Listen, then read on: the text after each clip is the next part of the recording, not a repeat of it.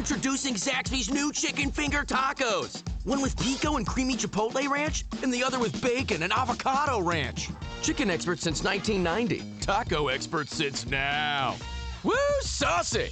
Zaxby's. You've been hearing ads for Zencastr these past months. Interested in sponsoring this show or podcast ads for your business? Go to zen.ai/The Archaeology Show and fill out the contact information so Zencastr can help you bring your business story to life. You're listening to the Archaeology Podcast Network. You're listening to the Archaeology Show. TAS goes behind the headlines to bring you the real stories about archaeology and the history around us. Welcome to the podcast.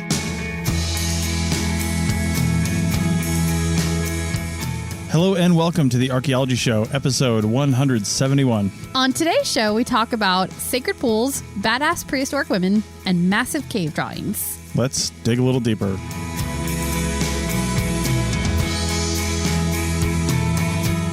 All right, welcome to the show, everybody. How's it going? Pretty good. So we're here in the birthplace of somebody that's kind of a big deal, I think. Somebody who thinks he's kind of a big deal. I was born literally 5 miles from where we're sitting right now. So your hometown. My hometown, Monroe, Washington, or Washington, or depending on who you talk to. Yeah. Yeah.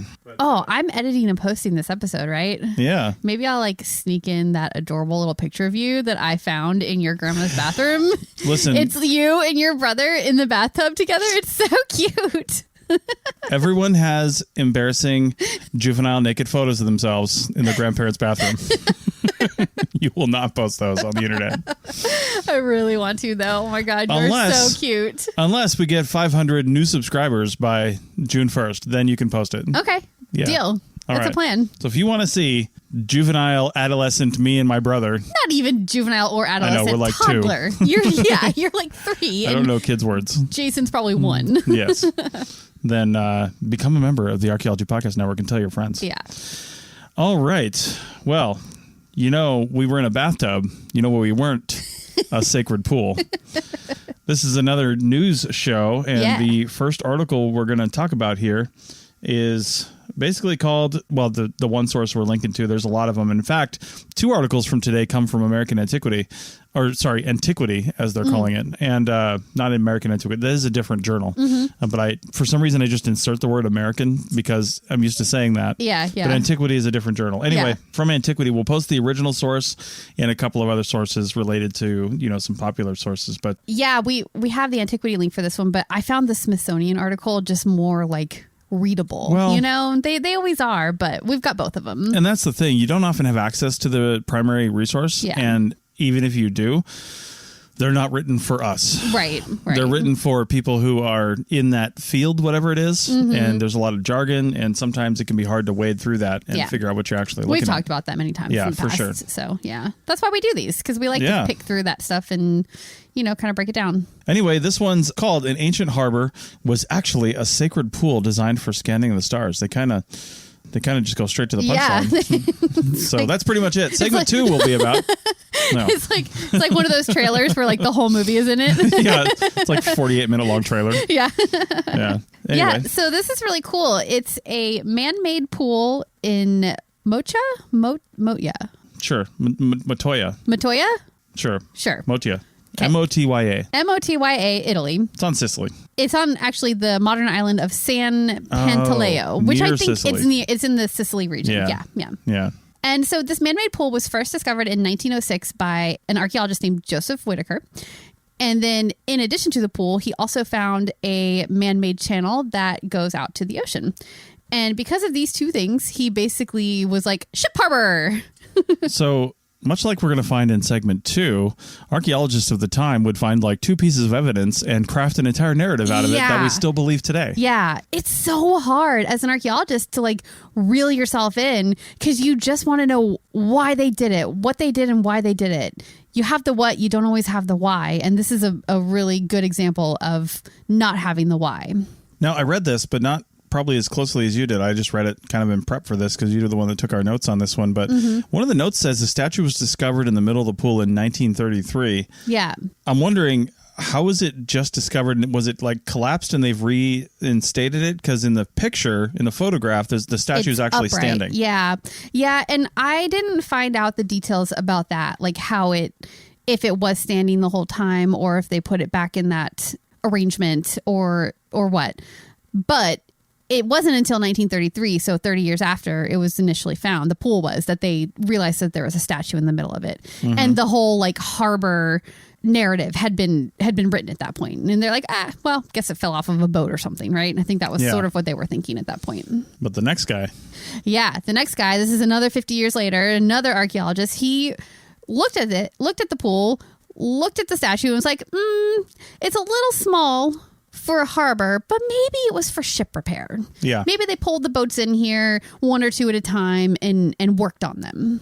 Right. And, the article even states, because it's probably an antiquity too, like, depending on certain times of the year and things like that, it would have been pretty tough to navigate a ship in here. Yeah. Even if, there was good access to it, but in the actual little harbor itself, it would have been pretty tough. And it's not like they had, guide boats and tugboats back in the time. Yeah. I mean, they may have people that rowed out into the harbor and said park there, but it's not like they're towing these ships around. Yeah. So that would have been tough. And with the statue sitting right in the middle of it, it's like, who put this statue here? Yeah. I mean, it would not make sense to have a statue in the middle of a harbor if ships were actually intending to use it as a harbor. And honestly, you couldn't even bring real big ships in there. It would only be for like small sailing vessels, maybe, Well, they would have all been sailing vessels, but yeah. So, I mean, there's rowboats. The whole interpretation, both harbor and like ship work area, they're both questionable just because it's so small. And it's only 5 feet deep. Yeah, that's pretty shallow. That's another thing to take into account. I took a little bit of a question on the 5 feet deep thing. It's like, was that figured out through excavation? Because 5 feet deep might be what it is now, but even today, if you've got a harbor or anything that was either man-made or is fed by tributaries or something like that, you're like constantly dredging this thing. You're like constantly trying to dig it out, and if they know it was man-made, then they know they have the ability to dig it out. So the depth now would not have been the depth prehistorically or historically. Yeah, very true. And I don't know how they got that 5 foot measurement. I was thinking maybe they have some kind of wall on one side of it and they're using like a wall measurement, but it could have been a lot deeper in the middle because things often like get shallower up to the sides. So not really sure about that. Is that all the information that we have? That's oh my God. You almost missed that one. I did. You're the worst. So that's not all the information that we have. That is not. So you are so bad. Okay. So that was the sort of accepted, but also people were skeptical of it belief. You're still You're still cracking up at your really bad joke. Can we get to why it's a really bad joke here? Yeah, please. Okay. About 12 years ago, archaeologists went looking for proof because of the skepticism around this actually being a harbor of some sort. And they were looking for like the remains of, the kind of buildings you would see around a harbor or a marina or whatever. And instead they found the remains of a temple to Baal. Now we have all of the story. So stupid. And because we know this now, the statue makes sense, right? Mm-hmm. So Baal is a Phoenician god that is sort of similar to Orion in that whole like constellation thing. This all was a little unclear to me, and I honestly didn't go deep diving the different gods and what they mean to different people. But Orion, is a constellation, and it seems like Baal was associated with Orion and also with that constellation. Well, I mean, constellations like Orion and the Big Dipper and the Little Dipper and Cassiopeia, we know those by names today, but they've been visible obviously since the creation of the planet. Right. So all beings throughout time have seen these shapes and seen other shapes, and some of those really prominent ones like Orion, you can't miss Orion. Yeah. It's probably been given different names throughout the years. I get that impression, yeah. And I don't know that they necessarily like worshipped it as a god exactly, but they did make some sort of temple to it in this scenario. Yeah. So, yeah. So archaeologists drained the pool to kind of get a better idea of what was going on. And they found that it was never actually connected to the sea in Phoenician times. Mm-hmm. So you definitely couldn't have gotten a ship in there. There was no connection to any major waterway. So not used for shipping, not used for repairs, not used for anything. No, it was just a part of this temple, most likely. So that's where the speculation comes in. And honestly, this is like modern archaeologists making another narrative here. But I feel like it's coming from a pretty informed place, probably, given that the temple is to Baal. But the speculation is that it could have been used for astronomical observations of some sort. So alien landing pad. Clearly. No. The pool is oriented toward the point in the horizon where Orion, the constellation associated with Baal, rises on the winter solstice. And there's other like arrangements and things around the temple. There might be some stelae that they found that were related to the temple that are all sort of like solstice and equinox and, all of the solar type of things related to that kind of stuff. Yeah, it seems like the reflections of the water and things like that could have been used to help map the stars. Yeah. And star mapping helps aid sailors, of course, but you have to know where the stars are and what's going on with them. But I'm not totally convinced that you need like a reflection pool to be able to do that. It's not like you're going to lay a bunch of paper out on it and say, let's trace this out. Yeah. So I'm not really sure how that helps. It seems like kind of a stretch to me. The idea behind it is interesting, but in practice, I'm like, how do you actually do that? Well, I'm wondering we were just down in Seattle today, and we actually went up in the Space Needle and could see down around the Seattle Center there. And that was put together in 1962 for the World's Fair. And there are just weird things down there, like this half dome that squirts water out and these flower petals that are like 15 feet across that also have water. Yeah. Well, somebody's looking at that later on going, well, I've got this pool here. They couldn't have fit a ship here, even though Puget Sound is right there. Like, what's going on? Is it possible this was just artistic? It could have been. It's like the city putting something up going, hey, look at this. Yeah. It's neat.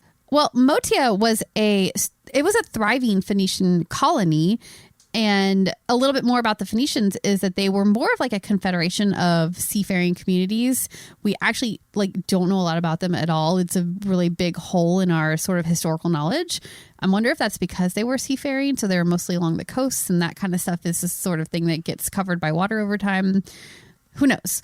But we do know that they thrived from around 1500 BCE to 300 BCE, and Motia was one of their colonies. So that being said, maybe it was some sort of artistic expression in one of their thriving colonies. Who knows? I mean, it could have been whoever the statue is in the middle. It could have been just there's the temple on the side, of course, but whoever the statue is in the middle, it's the same person or whatever. I mean, it really could have been just an expression of faith or spirituality or money. Or look how rich I am. Look influence. how powerful I am. Yeah. Could be any of those things for sure. Yeah. Yep. Who knows? I don't know. But now we know it's not a ship harbor, a tiny little pool. Definitely not a ship harbor. So good for modern archaeology.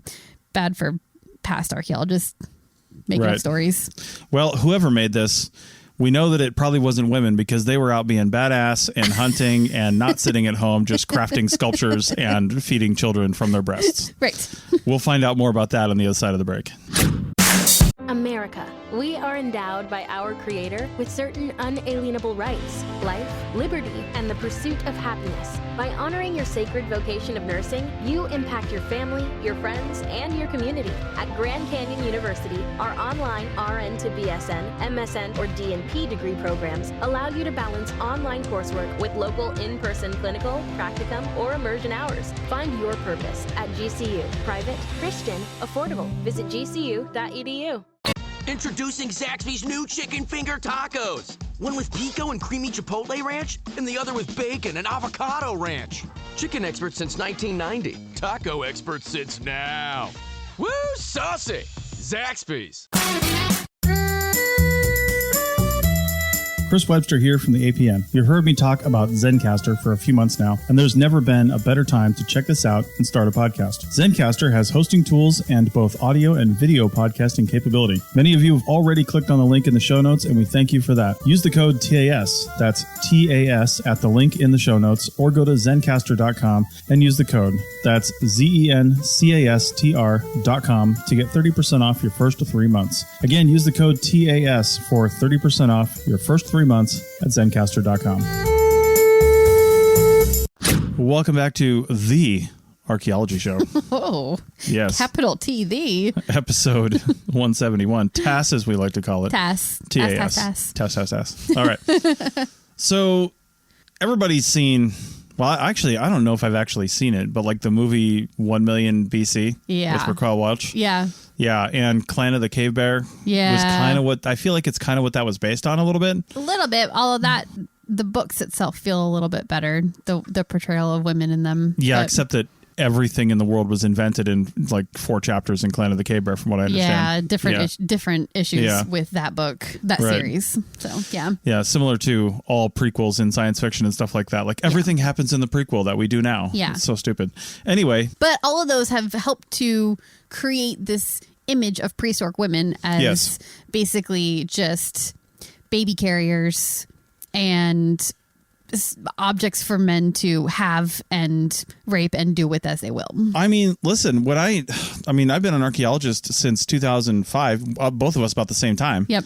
And I don't know the time when I would have stopped saying, if somebody who is not an archaeologist asked me, well, what would prehistoric life in this time would have been like? Well, the women would have been, gathering and doing the things and taking care of children, and the men were out hunting and setting up camp and doing stuff like that. That is the narrative now. It is. It still is. Yeah.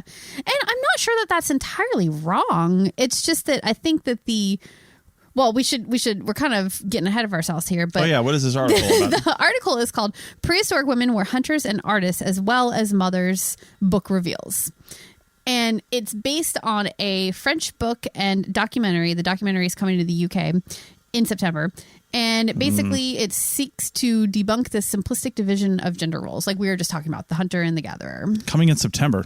Yeah. These guys are ripe for advertising. We should get them on the APN as guests. I would love to interview them. Yeah, because this sounds so interesting. This is a French book and documentary, and it says it's coming to the UK in September. I don't know if it's coming to the US at all. Yeah, that's a good question, but there's ways to get UK stuff in the US, and not even illegal ones. I think there's like legal ways to make that happen. Either way, I think if anybody, because we have a pretty big audience here, if anybody listening to this actually knows anything about this and can put us in touch with these people, that would be fantastic. We'll do our own research, obviously, but it would be great to get them on to talk about this. Yeah, because the book is out in French and the documentary in French is also out. Like that whole part of it has come out already. It's just the English version. The English versions are coming. I think the book might be out in English already, and then the documentary is coming. Not positive about that. It's been pretty proven in the last couple of years that if it's not on Netflix, it doesn't count. So until it's on, I know, right? Once it gets on Netflix, I mean, I'd even be willing to say any of the streaming services. But Netflix is kind of like where it's at.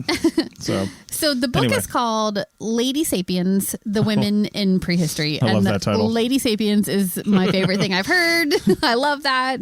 I mean, you've kind of got no room for men because you've got Lady Sapiens, you've got Homo sapiens, and if you're using a current definition, I'm just saying, like, where are the male sapiens? Male sapiens. With Homo sapiens and Lady sapiens, there's like no reproduction. Dude sapiens. Dude sapien.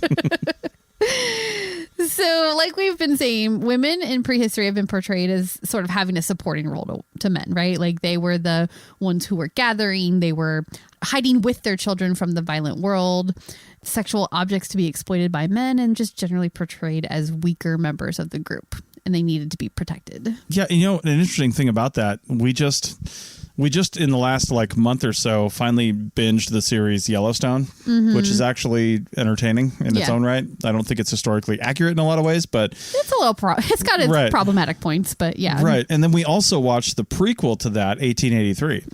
And in the prequel, they show every single TV show and movie that depicts Native Americans in their, I want to say, natural setting, which means they weren't living in a city or on a reservation. Yeah. There was a handful of times in that show where they depicted the women and children were left behind at camp while the men went out hunting. Yeah. And I think, like we're saying at the beginning of this, they're not actually saying that in all societies, women were, just as, I don't want to say equal is the right word, but did an equal share of the living responsibilities as men. They didn't necessarily divide that way. There were some sexual divisions of labor. That's always been a thing, but there were definitely some in Native American societies, and there's been some in other societies throughout the world. It's just not everywhere. Yeah, I think it's not a universal truth. Yes, and I think what they're getting at here is not necessarily that there weren't sexual divisions of labor, because of course that was going to happen, because the one thing that women differentiated them from men is children. They had babies and children to take care of, and that I can't imagine that was any different in prehistoric times. But I think the difference is that their contribution to the society, as far as sustaining it, providing food, getting all the things that a society needs in order to live and thrive, the contribution of women is on the same level as what the men were doing when they were going out and hunting. And that could have been through fishing. It could have been through hunting as well, whatever it was. But I think their contribution shouldn't be on like a lower pedestal is kind of what their argument is. If I had to guess, the right way to think about this is in the context of how you go from, small hunter-gatherer tribes and bands, well, tribes really, to bands, to, to what is the next one up? Like groups, and then all the way up to state-level societies, right? Yeah. The one commonality when you're progressing up this economically evolutionary chain is the ability for some people to simply do different tasks and really specialize.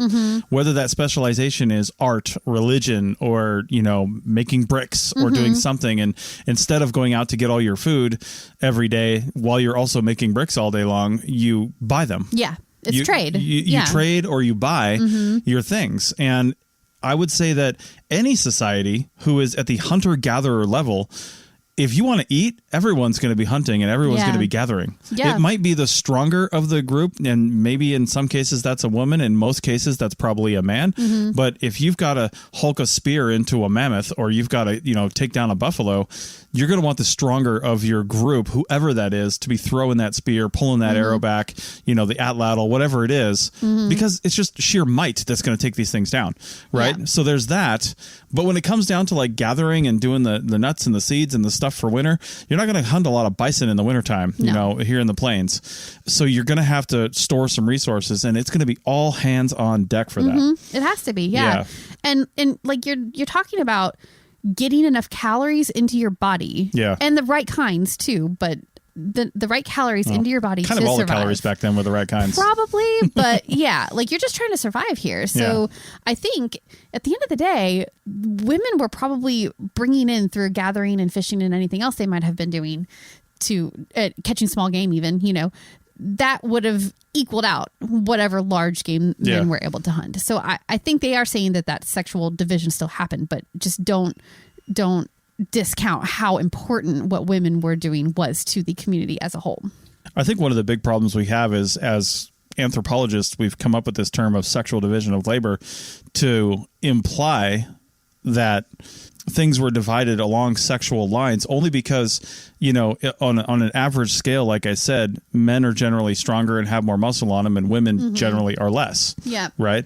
But that term also implies that it was men and women. It really should be something more of a strength division of labor, or a capacity, or some other term division of labor. Because like I said, there's definitely weaker men that just like wouldn't have been super great at bow and arrows. Yeah. Like a young single young woman who has no children to take care of. Yeah.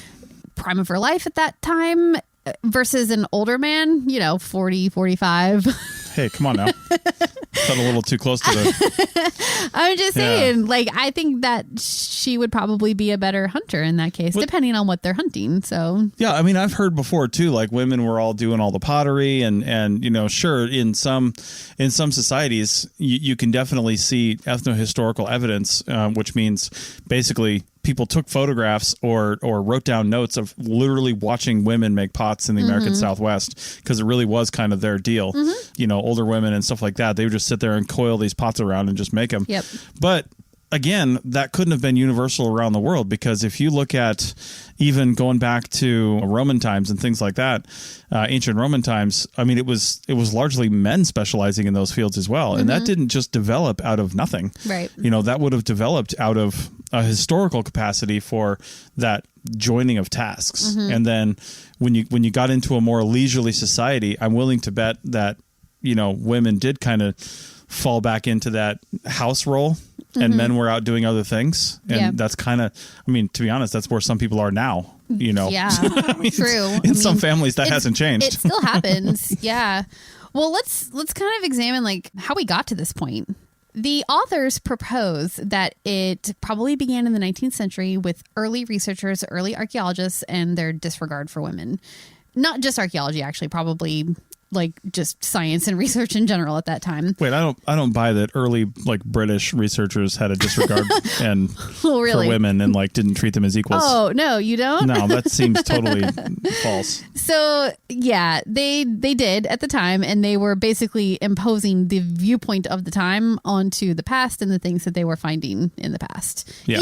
Even like in medical, terms and stuff like that too. Like there's a lot of issues with the medical research that was going on at that time period and the way they were interpreting it for women versus men. So like all of that was happening.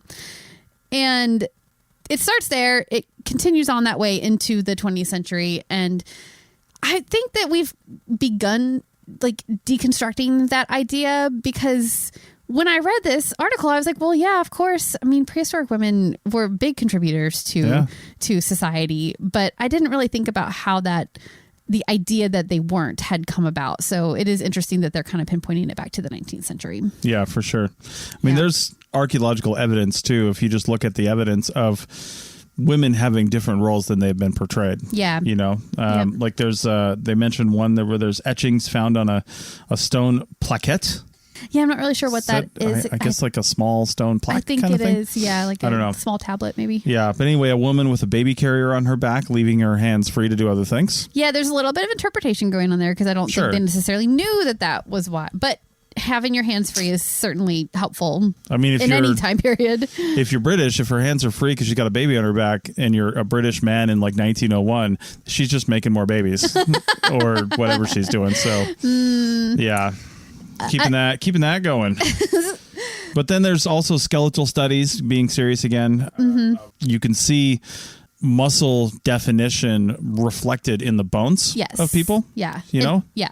And in the upper arm specifically, where women have been portrayed as not being very strong, not having a lot of arm strength. Yeah. So therefore they couldn't hunt. But like actually they probably did have a lot of upper body strength. And to be honest, they didn't know some of the stuff like this back in the times when these interpretations were made. Because I'm reminded when I see this upper arm muscle thing of the massive study that was done on that.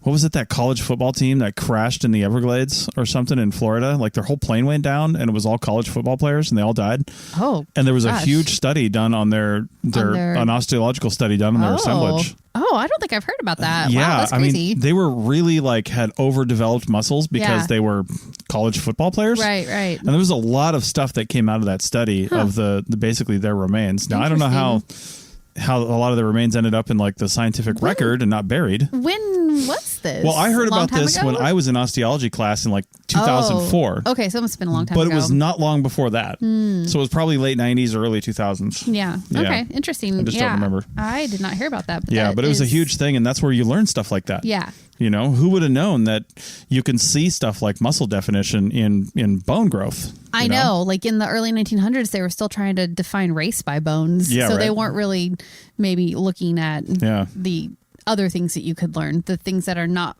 focused on that. But yeah. Right. So in Peru, there is the burial site of a young woman who is under the age of 20. This is kind of what I was talking about before.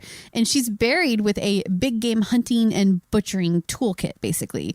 All the different points and things that you would need for hunting and then processing big game. So I think that is really cool. And it kind of is exactly what we were speculating on before, that maybe a young, strong woman would be part of a hunting party. Sure. And it might go badly for her, and then she dies and gets buried with all her stuff. Yeah. Few more kind of case studies here. We see female burials with hunting tools in the U.S. There's at least 10 sites from the late Pleistocene to early Holocene between 12,000 to 8,000 BCE. Going a different direction, small game hunting has been sort of underemphasized by past researchers. And it probably contributed a lot to the nutrition of a community, depending on where they were and what their animal hunting opportunities were. Yeah.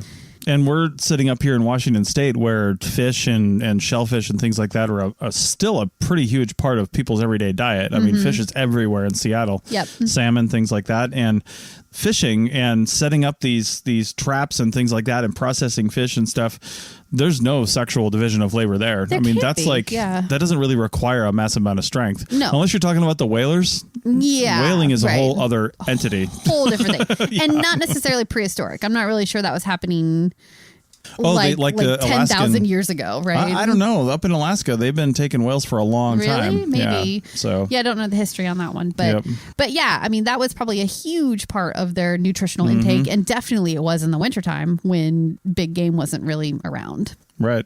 And then the other side of this thing is women were kind of seen as constantly pregnant. Right. Right. So you've got probably high infant mortality just because of where you're at, the survivalness of it, the whole thing. So trying to figure out, well, how did people just even reproduce? Well, women must have just been constantly pumping out kids.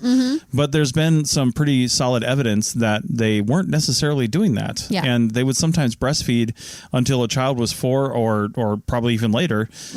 And something I actually didn't even really think about is that when a woman is breastfeeding her child, she is less likely to get pregnant again. Yeah, it's basically like ancient birth control. Yeah, that's pretty cool. It's modern birth control. I mean, women kind of rely on that these days as well. If you're breastfeeding, basically your period just doesn't come back after you have the baby until you stop breastfeeding. That's not always the case. With some people, it there's always variability in different bodies or whatever. But I mean, it's basically a form. It's a natural form of birth control, but you have to actually be breastfeeding for it to work. And not everybody breastfeeds these days. Although maybe they should right now. There's a crazy formula shortage going on. Yeah, right. But anyway. Yeah. Well, one of the book contributors says that women can bear children from about the age of 14 to 30, which makes sense biologically. Yep. And would have generally, given that time frame, about a maximum of 5 to 6 babies per woman. And that's really like pumping them out. That's more on like a 2 to 3 years of breastfeeding rather than 4. And that sounds like 5 to 6 babies that lived, because if they have an infant die or something die, then they're no longer breastfeeding. Right. And they can get pregnant again. They could. That's true. Yeah. So that's not taking mortality into account. Right. That's probably ones that survived. Yeah. Or at least survived past the breastfeeding age. Yep. So. Yeah. So, I mean, that just goes to show that like it wasn't constantly pregnant, therefore unable to move around as easily and do things as easily like a largely pregnant or nearly full-term woman would. That would be hard, but don't think that was the case. No. So one last thing is that there's plenty of burials and sites that show that women achieved high status. And one in particular that the book mentions is the Lady of Cavillion. And she was buried with a skull cap of seashells. And it just was sort of in this way that really showed that she had achieved high status in her community and that she was important enough to be buried this way as compared with the other burials in the area. So that was pretty cool. Okay. Well, that's pretty interesting. Looking forward to all that coming out in a way that we can consume it. I know. I'm hoping that we'll be able to watch it because I'm very intrigued for sure. I'd love to see it. Yeah. And again, if anybody knows anybody related to this project, let us know and put us in touch so we can have it in there and maybe talk to him on the podcast. Yeah, definitely. That'd be awesome. That would be really cool. All right. Well, we're going to go from there and see if maybe women were contributing to making giant rock art in Alabama. I'm sure they were, because we're talking tight spaces. And if you're talking sexual division of labor and you need the smaller people getting in there, women and children. There you go. Please stand up. Slave labor. There you go. Back in a minute. People are driven by the search for better. But when it comes to hiring, the best way to search for a candidate isn't to search at all. Don't search, match with Indeed. The hiring process can be slow and overwhelming. Simplify hiring with Indeed. Indeed is your matching and hiring platform. With over 350 million global monthly visitors according to Indeed data, and a matching engine that helps you find quality candidates fast. Ditch the busy work. Use Indeed for scheduling, screening, and messaging so you can connect with candidates faster. Join more than 3.5 million businesses worldwide that use Indeed to hire great talent fast. Listeners of this show will get a $75 sponsored job credit to get your jobs more visibility at Indeed.com/PODKATZ12. That's Indeed.com/PODKATZ12. Terms and conditions apply. Introducing Zaxby's new chicken finger tacos. One with pico and creamy chipotle ranch, and the other with bacon and avocado ranch. Chicken expert since 1990. Taco expert since now. Woo, saucy! Zaxby's.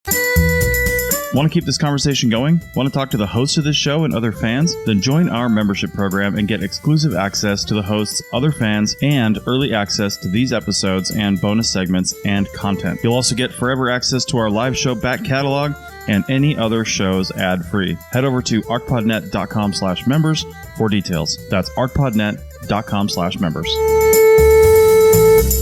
Welcome back to episode 171 of the Archaeology Show, and we are talking about gigantic rock art in Alabama. Yeah. This has been making the rounds, so we figured we'd talk about it. It actually made the rounds so far that it was in my my nightly Weather Channel video watching, even though it has nothing to do with weather. And that might sound weird to you. It seemed weird to me, too, but Chris likes to fall asleep to Weather Channel videos. Listen, they're short, they're informative. I learn about the stars coming up. I learn about weather patterns. I learn about tornadoes. How many times have you dropped your phone on your face? I mean, not much on my face. I'm usually like laying on my side. I have dropped it down like the side of the RV, though, into the abyss next to our bed. Anyway, again, we are linking to the original antiquity article, but there's a lot of people republishing the article from the conversation because they allow that. Mm-hmm. And there was a Science Alert one that I was actually looking at originally, but that even says right at the bottom, republished from the conversation. Oh, which really? They didn't even touch it. They just put it on their website. Oh, it's just like a direct copy. Yeah, and Crazy. you can do that. They actually say it on I was looking for that on here, and it says through a Creative Commons license, feel free to republish it. So, wow. Yeah, Thanks for the free content, I guess. I think they just want attribution. So, and it worked because I came back to here instead. Yeah. Anyway, what they found in a cave in Alabama is on the kind of like the mud ceiling, the really kind of soft, calling it mud, but it's really just kind of softish rock that you can carve into. Yeah. And it must not have a lot of draining going on because this kind of art would just be like, I don't know, muddled and washed away after 2,000 years. If it's that soft, you think it would. Anyway, they say it's the largest known cave images found in North America, and I immediately said, I doubt it. But then I saw it said cave images because I was thinking rock art in general. Yeah. This is just in a cave. Yeah, because we saw some really huge ones in Utah. Remember? They were bigger than normal humans. Yeah, the vernal petroglyphs, they're called, are massive. But to be honest, well, we'll get to it, but some of these are really big inside of this cave here. So anyway, we'll get with the interpretations. Of course, because it's in a cave that is not really lit from the outside very well, you got to bring torches in. They say it may represent spirits of the underworld. Of course. It's always religion. Yeah. I mean, I could see that, though. Like, I could see that. Why else would you draw in a dark cave where humans can't really see it very well? Or at all, unless they have a torch. Who's it for? Unless you were in prison there. Oh, wow. Yeah. That's dark. Who knows? Well, Who knows? I don't know. I guess I can kind of see the whole like underworld spirit connection. Yeah. Well, some of the inscriptions that they talk about in the article is one of them is a diamondback rattlesnake, which was sacred to the people of the Southeast. And that was almost 3 meters long. Gross. That's big. In real life, super gross. Yeah. Well, we're talking prehistoric times here, so maybe they were giant rattlesnakes. No, that's not quite old enough. I don't think that's how that works. Yeah. 3 meters, though. I mean, you could have a snake that long, right? You can, but I don't know about a rattlesnake. Yeah, maybe not that long. They don't get that big. Probably not. 3 meters is like about 10 feet. And I mean, you can definitely get a rattlesnake that's approaching 5-6 feet right now. So maybe 10 feet. Yeah, maybe. You know? I don't know. But there's other reasons why it may be 3 meters long, which we'll get to in a minute. There's a human figure, like a sort of an anthropomorph, we call it, just like a kind of a human figure. Yeah, kind of like blocky and square looking, right? Wasn't really good. Yeah. But that was 1.8 meters long, which again, 1.8 meters, 2 meters would be about 7 feet. 1.8 meters would be about the size of a tall person. Yeah. So that's not too crazy. So how do they know how old this is? They're saying it's about just under 2,000 years old. Yeah, because cave or rock art is notoriously hard to date. So how are they dating this? And they didn't date the rock art. Right. Which is why I'm a little skeptical here. Now, they did say that, of course, you would have needed to light the inside of the cave in order to see what you're drawing, right? Right. And they say the cave was lit because they've got evidence of this, prehistoric people using a flaming torch of American bamboo, First off, I didn't even know there was American bamboo. Second, nope, but that makes sense. Yeah, they made a torch of that. Okay. And in order to keep these kinds of things going, you got to kind of stub them against the wall to kind of reignite them and knock off the end that's burned or whatever. Off the end that's burned, and then you get the embers down inside the bundle of sticks. Oh, okay, sure, yeah. So it just kind of keeps going. Well, that stubbing and the carbon that was left behind is what they radiocarbon dated. Well, hey, that's pretty good evidence that that's pretty good, but can you really correlate that with the actual rock art? You don't know for sure. Or were the original inscribers of this rock art either lighting it in a different way or lighting it in the same way, but then people have come through there centuries beyond and had to light their own way. And so now we're getting this layering of, potential layering and maybe the old stuff washed away and the new stuff's on top of it. I don't know. There's, I wouldn't say it's conclusive. Yeah, it's definitely a bit of an interpretation, but I don't know. It seems pretty good. Do they have if they have evidence of multiple occupations by different peoples at different times, then that would definitely call it more into question. Well, in the radiocarbon dates have a 300-year span. 133 to 433 CE. Okay, so it's definitely multiple groups of people potentially. Yeah. But that is within the error bars of radiocarbon dating too. So I don't know if anybody's saying this was like a one-time event where these things were just made and then that was it. Yeah. But I would be guessing that that's not the case. Probably not. Yeah. People usually revisit areas like this over and over. Interesting thing is there is pottery that was found in the cave, and these pottery's dated basically, well, there are some ways you can date pottery, but one of the ways it's dated is through its stylistic representation. What does it look like? And one of the ways that correlates with the dates they found. Oh, okay. So that either means one of, I would say, two primary theories. One, either A, this stuff was made well into prehistory and we don't know when, and these people for 300 years revered it and saw it as a sacred site, came in, celebrated it with their torches, looked at it, left their pottery behind for whatever reason, and that was it. Or the pottery and the torches were left there by the people who made the rock art. So the rock art is probably either contemporaneous with or older than the pottery and torches. Right. Though it could be newer too, but that seems less hard likely. to say. Yeah. So anyway, I think I'm just like being a little skeptical on that. Yeah. Kind of spiraling down like the possible options. Yeah. But it's always hard to say. Right. I mean, the thing is, this wasn't like something people would come and just sit back and admire either. The ceiling of this cave is in general only about 2 feet high. Oh, wow. Very, very low. Yeah. So you're like laying on your back. To carve these things in. Yeah, and you're scraping yourself along, and to even see it in full, you would have had to have a lot of light in there and be able to kind of like interpret and look down or whatever. But it would have been something you more, from a spiritual standpoint, that you more just like sat with and knew it was there, and you could see parts of it, but you wouldn't really be able to sit back and like look at the whole thing. Right. So. I don't know what was going on there. Yeah, so if it was spiritual use, I see what you're saying. If it was for spiritual use after they were carved, then you would just almost be experiencing it in the dark, probably. Yeah. Or with a small portion of it lit up. Yeah, for sure. These images were pretty hard to see, and even by archaeologists. And in fact, they weren't actually seen by archaeologists. We knew about this cave apparently, but nobody knew there was anything on the roof for a long time on the ceiling. And that's until they did photogrammetry. Now, we've talked about photogrammetry before, but just a quick primer on that. You basically take hundreds, if not thousands of photographs at different angles, and this would have been really difficult to photograph given its distance, between the wall and the ceiling, and the floor and the ceiling. Too, yeah, and the darkness. Well, you could pretty well light it, I'm sure. Yeah. But using photogrammetry, they were able to basically stitch together a 3D representation of the ceiling and then essentially pull the floor away by up to about 4 meters, so you could digitally stand back and look at it. Oh, that is so cool. Yeah. I didn't quite understand what that meant, but that makes more sense now that, because okay, that's really cool. Yeah, so that's how they were able to see all these things. And then they more than likely, I didn't read the original article, but they more than likely used something like D-Stretch to essentially alter or change the color profiles and saturation and exposure rates. Yeah, in order to make the images come out. D-Stretch is a program that was set up. In fact, you can download the D-Stretch app, I'm sure. I don't know if you still can, but D-Stretch was a program set up to just do that on a photo with preset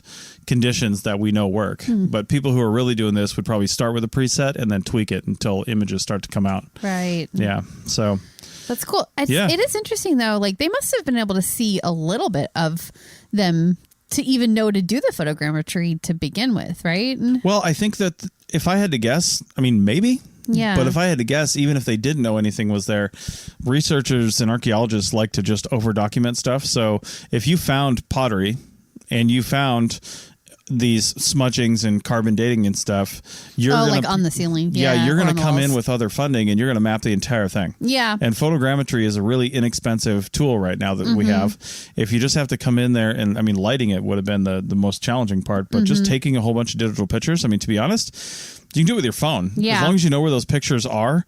You know, that's the challenge with photogrammetry too. You have to know, like, you don't necessarily have to know, but it helps to know, like, the distance and, you know, all that, and the time and space where the pictures are actually taken from, because when it stitches together, it helps create this, you know, this accurate representation of what you're looking at. Right. I mean, it's a really cool tool. And like I said, you could download an app right now and do photogrammetry in your coffee mug sitting on your table in front of you and make a 3D representation of it. Yeah. It won't be super great. It'll be a little curvy and blocky, but it'll be pretty much exactly what these guys did. Yep. Just with more precision. Yeah. So that's really cool. Yeah, it's neat seeing all these tools being used and in interesting ways, and the stuff that we can do with them. And the article kind of goes down a rabbit hole on the rock art that we don't know exists, like how much cave rock art and other stuff is out there in the world that we've just, like, we're not even aware of. Yeah, because we can't see it without because the cave is dark, because the cave is inaccessible, because there's so many reasons why we wouldn't be able to see. We can't get the right angle. Yeah, you know? Well, do you remember going to Petroglyph National Park? Yeah, in Arizona. I think no, New Mexico. In New Mexico, outside of Albuquerque. And we were walking along the path, and it was one of those out and back hikes. And I feel like it was at a time of day where the sun changed quickly, and we were seeing different things on the way back than we were on the way out. Not just because it was the other side, but because the light had changed so much that, like, it was just making different things pop out of the rocks, because there's, like, petroglyphs everywhere in that park. So and it was like mid to late afternoon that we started, and the sunlight was, like, straight on some of those things, and you couldn't see anything. Couldn't see anything. It just looked like a kind of shiny-ish rock. But yeah. So if you are going to something like Petroglyphs National Park, I would say go in the early morning or the late afternoon. Yeah, definitely. Yeah. Little tip from us. Pro tip. Pro tip. Yeah. So. Yep. All right. Well, that's pretty much it. Again, if anybody knows anyone associated with that documentary and book coming out about prehistoric women's Lady Sapiens. Women's? Did you say women's? Women's. Prehistoric women's? Women's. The women's folk.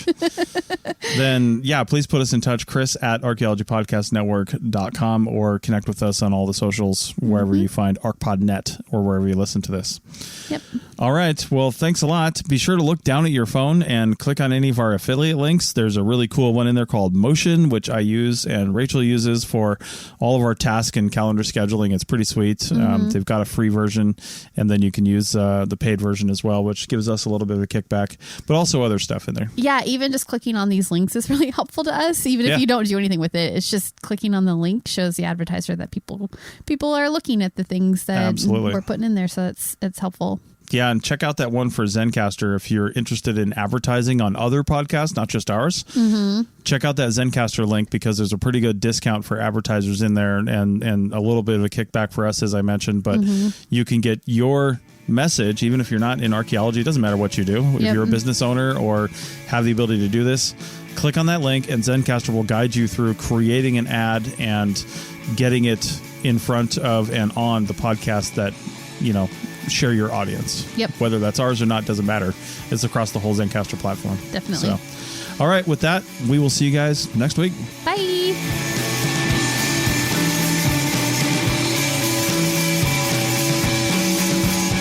Thanks for listening to The Archaeology Show. Feel free to comment and view the show notes on the website at www.archpodnet.com. Find us on Facebook, Instagram, and Twitter at ArchPodNet.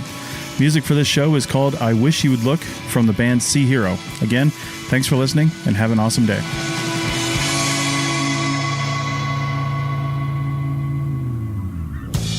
This episode was produced by Chris Webster from his RV traveling the United States, Tristan Boyle in Scotland, DigTech LLC, Culturo Media, and the Archaeology Podcast Network, and was edited by Chris Webster and Rachel Roden. This has been a presentation of the Archaeology Podcast Network. Visit us on the web for show notes and other podcasts at www.archpodnet.com. Contact us at chris@archaeologypodcastnetwork.com. Thanks for listening. Please consider joining our growing core of members over at archpodnet.com/members. If you liked what you heard, consider leaving a review wherever you're listening to this. People are driven by the search for better.